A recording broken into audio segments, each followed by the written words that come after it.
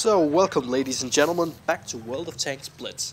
I am very sorry that I haven't put up videos for the last couple of weeks, but as you may be able to hear on my voice, I've had a terrible cold, I've had a sore throat, so I haven't really been able to do video and I haven't been playing that much. But today I'm going to be bringing you something very special. A closer look at the new Tier 8 light tank in the game, the RU-251. This tank is the fastest tank in the game if you measure by top speed. It goes 80 kilometers an hour. 80 kilometers an hour. That's just amazing. I mean, that's double as fast as, for example, a Centurion does. And you can see here in this game, I'm on Fort Despair. And this is gonna start off quite slow actually. I saw that the KV-4 was moving forwards towards me, and I know that he is kind of isolated. My friends in the back, they are covering those guys, so I'm gonna try to take on this KV-4. He's traversing his turret. His turret, even though I was pretty close to the gun muzzle when I started attacking him, he did not have time to turn the turret enough, and that's because this tank is just so blistering fast. You can see I have no problems. I basically have to stand still because if I was circling, I would be catching up to his gun without any problems. So first lesson we've learned is the mobility on this tank is simply amazing. I mean, you really don't get this kind of mobility on any other vehicle, and when you're going 60, 70, 80 kilometers an hour through the maps, it's just so much fun. And I really think that this tank is a tank that you play to have fun. Of course you should be playing all your tanks to have fun, that's what this game is about, but this tank in particular, because of the extreme mobility, is just so much fun, especially when you're allowed to soar through the map, catch up to your enemies, catch them one by one, and just simply completely wreck them. They're not gonna have a chance against you, and it's just a lot of fun. And I really hope that this tank review is gonna give you that impression as well. And you can see this game has actually turned out pretty ugly. It's me and my platoon partner Danny against 4 enemies, and they got an ISU. They have T-34-85, and like you will see a bit later, this tank, it just doesn't bounce anything, so I really have to be careful and choose my battles wisely. So Danny, he finished off the ISU, and I'm gonna help him out with this dragon. We really need to kill the enemies one by one, and I wasn't actually thinking clearly when I was engaging the T-34-85 in the beginning. Those guys are gonna have a very hard time penetrating him, so this dragon is just easy pickings for me. He's not even focusing on me. Neither is the KV-13, but he will once I start shooting him. But just look at the mobility on this tank. I mean, I can almost circle this Tier 7 medium tank.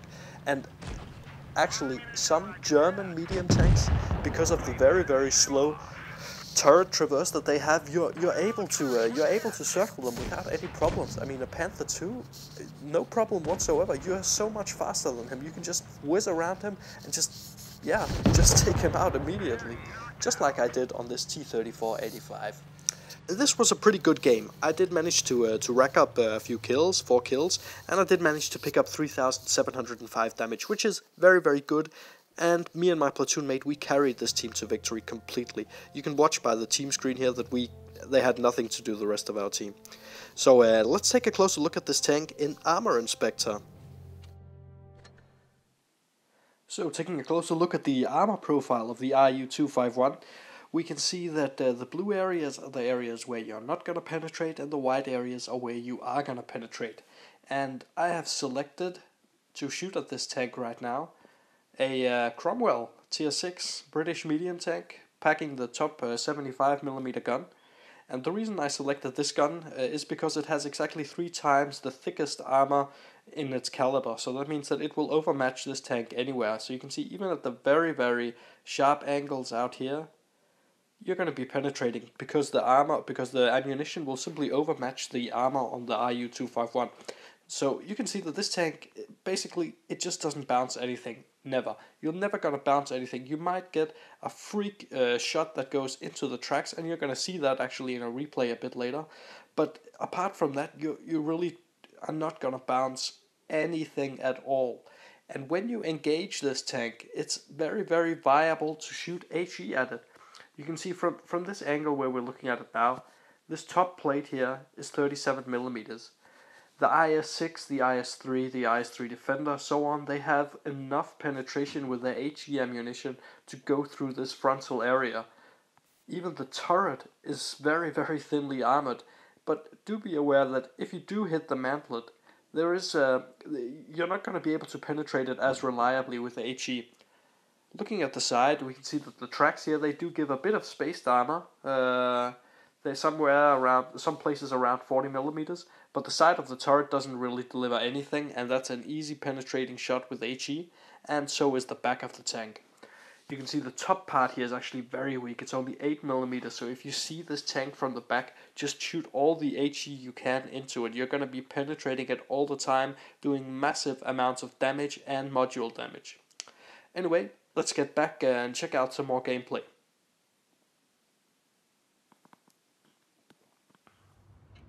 Next up is a game on mines, and I've selected this game to show you that this tank can also perform in a classical medium tank role. I mean, the maps on Blitz, they don't really favor light tanks because they are typically very, very closed. You have close quarter combat. You don't have the big different distances where you can effectively spot your enemies. So what you're seeing here is me taking the hill on mines, and the enemies are pushing quite aggressively, and they are all gonna come up here. And this is pretty sweet for me. So I do take a shot from the T-32, but he was going to penetrate me no matter what. I mean, it doesn't matter which tank I was driving up there in. The side of any medium tank would be penetrated here. So the only problem I have here is that I know that I'm never going to bounce anyone who tries to engage me on top of this hill. And you can see one of the very, very key features that this tank has. You can see me trying to keep my side to the enemies, because this tank has 10 degrees of gun depression over the sides of the tank. Over the front of the tank, it does not. It only has 6 degrees, and that's a huge difference, and it especially means that on a map like mine, you really want to keep your sides to the enemies so you can engage them on a downward slope. But you can see even when I'm turning here, you can see that my gun depression is a bit tricky, and I don't want to trade with this Tiger 2. He's going to do as much damage to me as I am going to do to him. So I'm just holding down a bit, waiting for my team to come up. But I do eventually decide that this Tiger 1 I need to do something to. I can see that our team is under a bit of pressure, and it looked like he wasn't looking, but in fact he was looking. So I did manage to take a shot on him, and I go for one more, taking his tracks off yet again. And this tank's rate of fire is good enough that you can perma-track your enemies. Now he's burning, so I'm gonna have an easy time finishing him off if it hadn't been for the Tiger 2 who decided to move forward. And I take off the Tiger 2's tracks. I want to take his tracks off again, but he moves just when I'm about to shoot. So he is on pretty low health. I managed to take his tracks off again there. And now I'm just gonna beat him on the reload, and that's really a nice thing about this tank. I'm gonna get back to it in more detail. That is the rate of fire. The rate of fire is really, really good. You can keep your enemies perma-tracked without any problems, and you can see it on this T-32. I don't know why he uses his repair kit so late. Maybe he was using the multi-restoration packet and was on cooldown or something. But I managed to take off over half of his health without any problems whatsoever. So in a second, my team are gonna finish off this T-32, and we're in a 5 versus 4 situation. But to be honest, it's not looking great. You can see we have 2 tanks all the way at our spawn, and we're basically just 2 guys or 3 guys holding the hill against an ISU who is yet to be detected, and this VK4502. So one thing that the light tanks do very well is to stay concealed because of the very, very good camo rating, and also the fact that even when they move, their camo rating isn't affected. I don't want to go out here and shoot this VK, because if I do go out, I risk exposing myself to the ISU. The ISU, he could land with a single shot on me, he could take off 1200 hit points if he was shooting HE, and that's something you always need to keep in mind. How much damage can the enemy do to me with a single HE or AP shot, and try to consider whether or not the engagements are worth it. So the Hellcat is spotted now in the back, and he's an easy kill for me, even though he disappeared right before I was going to shoot. It was no problem, and you could see because I was sufficiently far away from the bushes, he couldn't spot me. So I go into another location here, and to be honest, when I'm driving this tank, I always find new locations to use. And another thing that I'm going to show you in a bit is the fact that I have binoculars equipped on this tank. So binoculars, they give you 25% extra view range when you're stationary for over 3 seconds. So I see the ISU, he finishes off our Tiger 2, and I think, okay, I have roughly 18 seconds probably to go down, finish off this VK, get into cover, and get close to the ISU and spot him. So I get close to this house, and I wait for my tank to re-stealth. So re-stealthing, it takes, I think it's 5 seconds. Maybe you can drop it in the comments if you know. It might be 10 seconds. I'm actually not sure. I'm asking my team where he is. A lot of them have taken fire from him, so they know where he is. I want to go and check out where he is. So I move up quite slowly, check where he is. Oh, he's coming to me. I land a shot on him. He's down to a 1-shot for me now. And you can see I've run out of my AP ammunition. And that is actually something that happens not often, but it does happen from time to time when you need to pull off epic carries. You risk running low on ammunition in this tank, and some games you literally run out of the AP ammunition, even though that might be the preferred method. And you can see now this is actually a crazy bounce. So he's coming. I hit him, but I bounce with heat on the lower plate of the ISU. Okay, I don't know how that happened, but I guess the trollish Soviet armor, maybe created by Stalin himself, made me bounce. So you can see he was maybe shooting HE. He almost killed me, but I did manage to survive. I'm not sure he was using the BL-10. It didn't look like it. It might have been a 122mm gun.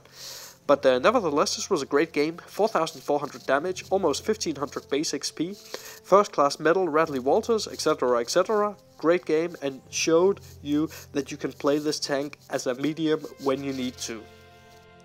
So, back in the garage, and let's take a look at firstly how I've equipped my RU-251 and the basic statistics of the tank, along with what I think are its key features. So, of course, as you should on all tanks, in my opinion, you should equip them with camouflage because it just looks so bloody epic. And I've selected this, the Universal Green Tundra one on the summer maps, and as I do on almost all my German tanks, the Confidence on the winter. I just think this camouflage looks bloody epic. Look at it; it looks like some crazy snow leopard or something. I really like it, and I think this is my favorite camouflage in the game, especially on my German vehicles. Although I don't know if it's only actually available on German vehicles, it might be. Nevertheless, the desert, I also picked the Desert Sun because, yeah, it looks great. So, equipment-wise, I'm using binoculars, as I mentioned earlier. They combine very well with the 260 meters of base view range that this tank gets. You can see the 260 meters down here, 260 times 25%. That is what? That's 65 meters additionally, so 325 meters view range, plus whatever perks you're going to be getting from the chocolate that I equip, and of course your crew skills. So apart from the binoculars, I also equip this tank with the gun rammer, because I really think that the gun rammer is vital on all tanks. You need it to improve your DPM. This tank has good DPM, but getting it 10% better is a definite buy in my opinion. I also have vertical stabilizers on it, and you could say, okay, I might put camo net on it instead and play it like a pure light tank, but I just don't feel that the maps, or at least not enough of the maps in Blitz, they really entitle you to use the camo net. So I prefer having good accuracy during movement and turret rotation, and that's why I've selected the vertical stabilizer on this tank. So ammunition wise, you can see I'm running 24 AP, 12 heat, and 5 HE. The HE ammunition on this tank has one key feature, and that is very, very good penetration. You can see it ranges from 76 to 127 millimeters, and it will do approximately 280 damage per penetrating hit. And this is very important to remember when you're fighting enemy light tanks. Use the HE ammunition. You're going to gain a massive DPM advantage. You're going to take the DPM of this tank to almost, I think it's 2,800, 2,900 DPM, and that's insane. That's almost Soviet Tier 10 medium tank level. And not only for light tanks is the HE good, it's actually also good for weakly armored enemies such as leopards. You can use it on the back of basically all American tanks, and you're gonna have great success with it. So I definitely recommend that you take at least some HE ammunition along. I've selected 5 because it fits well with the 12 and the 24, but it's also enough to take out, for example, a dragon with 5 shells, or a SPIC with 5 shells, or even cripple another RU-251. So that's the reason I'm doing it, and I think it's a viable option that you need to consider when you're playing this tank. Consumable wise, as I mentioned, I'm using the chocolate to gain the 10% permanent effect throughout a battle on my crew, and I think that's a must-have on all tanks. Multi restoration pack. So basically, actually just a medium setup. Adrenaline as well to give me extra DPM if I need it, and I think this is probably the way to go with this tank. And just to check out a bit more stats of this tank, you can see that it has abysmal armor, as I showed you in Armor Inspector. The power to weight ratio is really good. So it's probably 26, I think it is, something like that. The 80 km top speed is the best in game. Traverse speed at 45 and turret traverse at 44. They could be better. I mean, this is not even as good as a Soviet tier 10 medium tank, or the T60 or Type 62 Dragon, which has, I think it's 58 degrees a second traverse speed. So they might want to adapt this a bit. You can see the rate of fire is really good at 10.34 shots a minute. And the aiming time is also pretty sweet, although the accuracy over long distances, it's not really 100% reliable. So anyway, let's get back and see some more gameplays. I got 3 more gameplays coming up, and one of them is truly epic. It's a tier 9 game where you can see me using the RU-251 in its classic role as a scout to begin with, but then also taking it into some close quarter combat against the T-30 and T-54, etc. So off to the next gameplay. So here we are on Lost Temple this time. This game is not going to show you anything too crazy light tankish, but it is going to show you that this tank actually does brawl pretty well, and that is only due to the very good gun, the good rate of fire, the great DPM, and also the amazing maneuverability. So you can really tease the enemies with this tank because it's just so bloody fast, and you can just fly past them, fly around them, and they have a very hard time catching up to the speed of your tank. And you can see here with that I'm taking this central spot here. I want to get some spots to see if the enemies are moving down to the valley area, and I managed to catch this Tiger 2, land a quick shot into him. He is pushing forward and he is actually going down. So I decide to follow him. I can see that the Pershing was also spotted initially.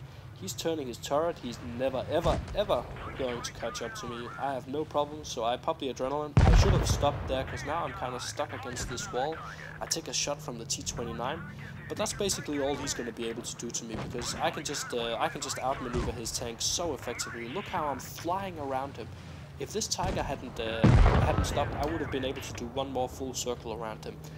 You can see now we are pushing these 4 enemies, and my team has 3 guys in the center of the map defending, but I still feel confident enough, at least against these tanks who don't have huge alpha damage, to go in aggressively and take them on one by one, and even go into a kind of a brawling position, as I mentioned in the start of the video. You can see this Pershing. I don't know quite what he was doing there, but I decided to go over, try to shoot him, but unfortunately I missed my shot.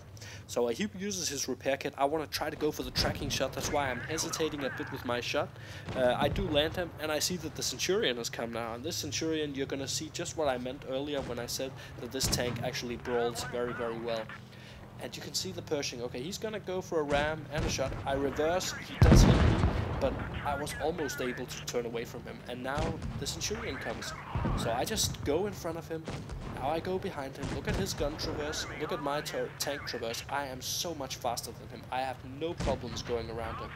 And I don't, at this point in the game, there's no point in me not going down to take him out and finish off the game in style. So a quick game, but let's get into a bit more exciting one. This next game is on Fort Despair, just like the first one was. And this game, at least to me, this game highlights that sometimes you get into like moments where you hesitate a bit when you're playing your light tanks, because you have to be so careful with your health. You really have to think, okay, who's going to be able to penetrate me enough? Who can I outmaneuver? Who can I out-trade effectively? And where should my gun be at any given time? So you can see the enemy composition of this tank is they have some pretty nasty tank destroyers, an SU and an ISU, and both of them have no problems wrecking my tank completely. So I decide, nope, that's not the way to go, and I'm a bit hesitant because I can see a lot of my teammates there in the city. Some are outside here with me, but I'm not confident right now and don't know where I should be heading. So I spot that the IS-3, he's coming around. My platoon mate, he's also behind me, but I decide, okay, enough of this. Clear out these guys to the left. That shouldn't be a problem with this tank. And it certainly isn't. You can see here the excellent shooting accuracy on the move means that I can easily penetrate this Panther. I don't know, I think he might be having some lives or anything or something, so he's not having a great game, and I simply finish him off very, very quickly. So that was one tank down, but our team is under a bit of pressure in the city, to be honest, and this game could still become quite ugly. So I decide to push around here with this Panther M10. I can see that my platoon mate, he's losing a lot of his health, and a lot of our tanks in the city have lost significant amounts of health, and the enemies, they still have quite a lot. So I decide, okay, now it's time, but instead of going in frontally against them, of course you should always be taking the flanking route. If you don't take the flanking route, you're just doing something wrong, because this tank has the mobility to outflank anyone you meet, and I think really it's a key feature of this tank. If you don't use the maneuverability and the excellent top speed to get around, to get to the sides of your enemies, you're doing something wrong. Unfortunately, I couldn't manage to take out this ISU with a single shot, and now I'm a bit hesitant. I'm not quite sure what I should do, because the SU can hit me very hard. Luckily, the ISU makes it easy for me and just presents the weak part of his frontal armor. So I take him out pretty effectively. This Panther, he's not really helping much, and I know there's a Tiger II over there. I want to help my teammates out here, finish off this enemy, finish off the IS-3 then, and the Tiger II. To be honest, if these two guys, the Tiger II and the IS-3, were playing a bit more as team players, they could certainly take us out, because if they were working together with the good guns, the great armor that those two have, it shouldn't be a problem. I do manage to take a shot, and look at this. I hesitate, I don't use my repair kit. Big mistake by me. I should of course use my repair kit to get my tracks back up and avoid taking the 400 alpha damage shot from the IS-3. But nevertheless, I do manage to keep putting shots into this Tiger II, and I want to have this IS-3, I don't want to have him shooting at me. I want to have him waste a shot on someone else. I know it's not very nice, but I need to conceal my health, because I don't have a lot left, and my tank is very, very weakly armored. So he comes around the corner looking for a shot on me, he lands, and I'm down to a one-shot. So I need to take this guy out now, and I decide to go in. I load some heat. Security reasons, I know, call me a gold noob, but you need to know when to use your ammunition. And now I start derping. So instead of shooting him in the hull, where it's very, very weak, I shoot at his 220mm, very, very well-angled turret, and of course I bounce. So luckily he has a bit of a derp moment himself. I depress my gun over the side, and I do manage to take him out and finish off the game in style with 5 kills. So you saw the tank here. Sometimes, at least for me, you get into some hesitant moments, and you need to learn how to adapt to those moments and be quick with moving, with deciding which way to go, where your gun is needed, and where you can perform best for your team. So this is going to be the final replay of this tank review of the RU-251. It's on Canal, which is one of the few maps in the game where you really can use the excellent camouflage values, the excellent view range, and you're gonna see me using it. Although it doesn't really get the right effect in this game, because my team decided to go left, and the only obvious spot for me to really gain vision for my team is on the left side of the map. And one thing you will know if you watch some of my videos is that on this map I really like these bushes. They are straight ahead, they are to the right, they're on this little hill, and I like to sit in them and watch where the enemies are coming from, and maybe take shots at them if I feel that I'm in a safe enough distance that I won't get spotted. So I'm paying close attention now to whether or not some stuff is breaking, and I managed to spot the T-30. I take off his tracks. I hope that some of my team can shoot him. They don't. I load some heat for this T-54. The T-30, he does take a single shot.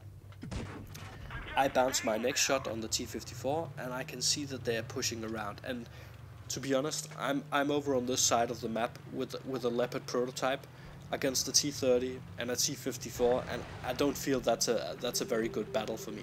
So I decide, okay, get out of here, use the excellent maneuverability to reposition, get into a battle where I can actually support my team, help them out, and I decide that getting behind these two IS-8s up on the northern side of the map is the right thing to do. And I can see that my Tier 9s, they are pushing this side, and why not help them out a bit? Why not make sure that the excellent rate of fire I have can be a nuisance to these guys, and I can help them out by finishing off these two IS-8s. And they are very, very important targets, to be honest. That's two of their Tier 9s that we're going to take down very, very effectively. You can see I do bounce a few shots here, and in hindsight I should be using the excellent HE ammunition at this point. The rear of the IS-8 isn't very well armored, and this lower part that I was aiming at there is an easy penetration for this tank. So unfortunately I missed the kill on that on the first IS-8, and that's gonna kind of bite me in the ass a bit later, because that would have been an epic 7-kill game. So I'm pushing around now. There's an AFK-T IS-3, I think. Okay, finish him off. But then I do spot that there's a Jag Panther instead, and of course I don't want to be fighting an AFK when I can fight someone who's actually playing the game. And I go into the wall. He goes back. He doesn't manage to traverse around. Now I'm behind him on his side, and he has no chance. So it's basically just a question of finishing him off effectively. So now we have this IS-3 who was AFK, and yeah, I want to get myself in a position where I can quickly get away. I am at the weak top bar of his tank, which is a very, very easy penetration for me. So just shooting away at him, finishing him off, and getting up to 3 kills. And I can see that Danny, he's now holding back this T-54 and the T-30 very, very effectively. I'm a bit undecided about where to go here. I'm thinking about going all the way around, but to be honest, they don't have that much hit points left. The T-54, he's 4 shots from me. The T-30 is a 1 shot. I'm not sure about the T-43, who's also left on the enemy team, but I will find out in a second that he is pretty low on hit points as well. So I'm pushing around here, trying to use the hard cover and the soft cover to my advantage, staying in the bushes as much as possible.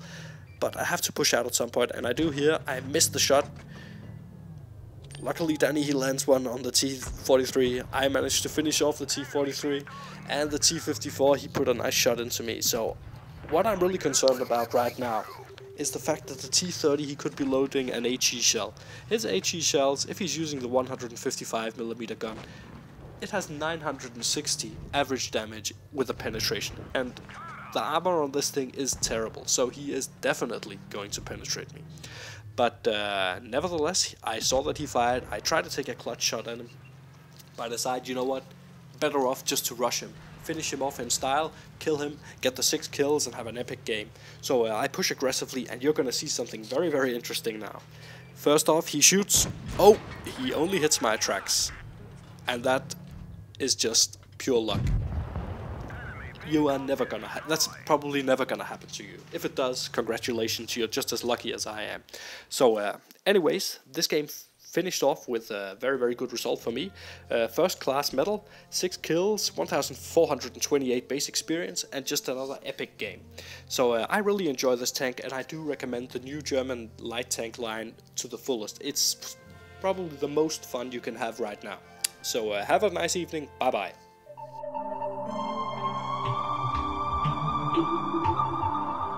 Thank you.